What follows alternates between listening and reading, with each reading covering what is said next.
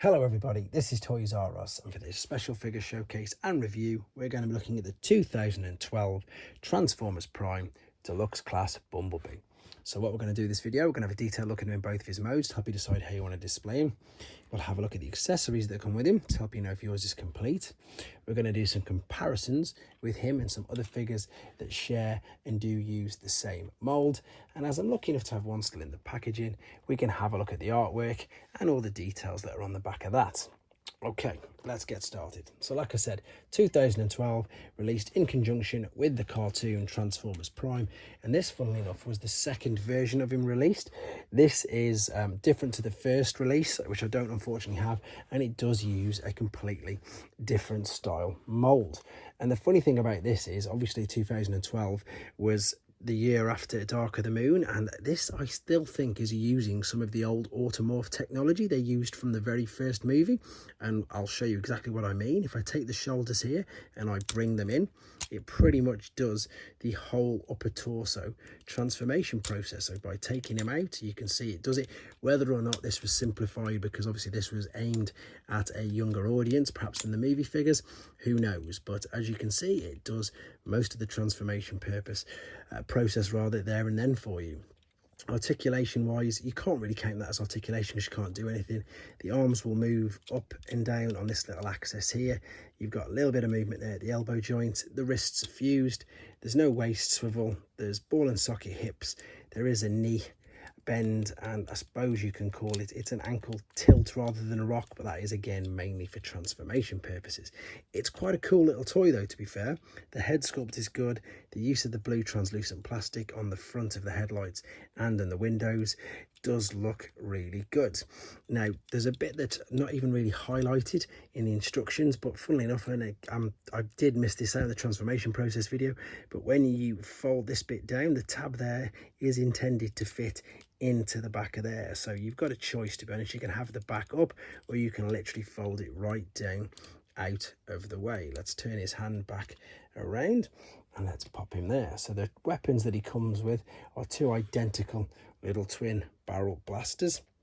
Now you've got a choice with these. You can combine them and use them together like that and have a quad mounted blaster, and again you can still put this in his hand, no issues whatsoever. Or of course you can use them what they're supposed to be for, and that is of course to separate them and pop them into his hands. Let's just do this quickly. This guy's had quite a bit of play where that is something to be aware of, with the fact that he's got this tiny little waist. These ball and socket joints, if it's had a lot of play, they do get really loose. But for a bog standard, well, I say bog standard, but for a relatively standard figure, I think he looks and displays really good. Right, what we're going to do now, we're going to come back, final part, have a look at him in his alternate mode and do some comparisons.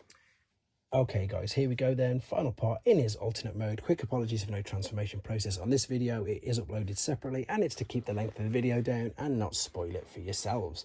So this one, as you can see, is a bit play worn. We've got a few damage marks on there, but that's nothing to take away from this alternate mode. I really like it, and it joins and it fits together really well. Some of the figures, especially some cars, don't tend to hold together as well. Even this is, again, as heavily played with as it is and quite loose, it holds together really well.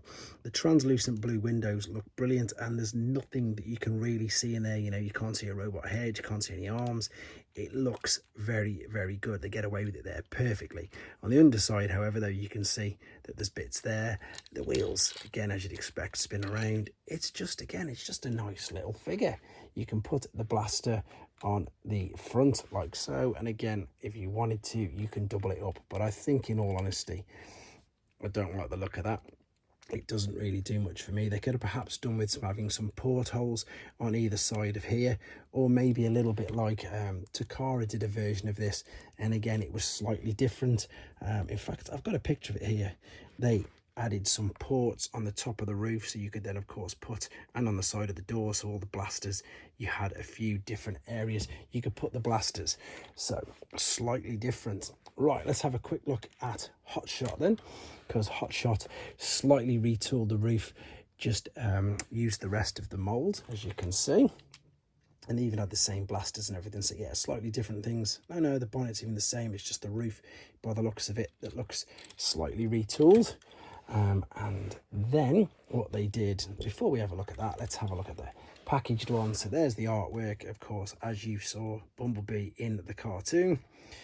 And there he is, all in place. There's the two weapons. And if we spin it around, we've got that there. I'm going to say pause, guys. You can read your relevant language part there. And there we've got two actual images. And, of course, the advert for the Transformers Prime cartoon. So then, one quick comparison. Oh, nearly knocked the lot. So we've already seen Hotshot, but there was Hotshot in the box, and then they used the mould again, redecoed it for the year later, and released Shadow Strike Bumblebee as well. But there you go.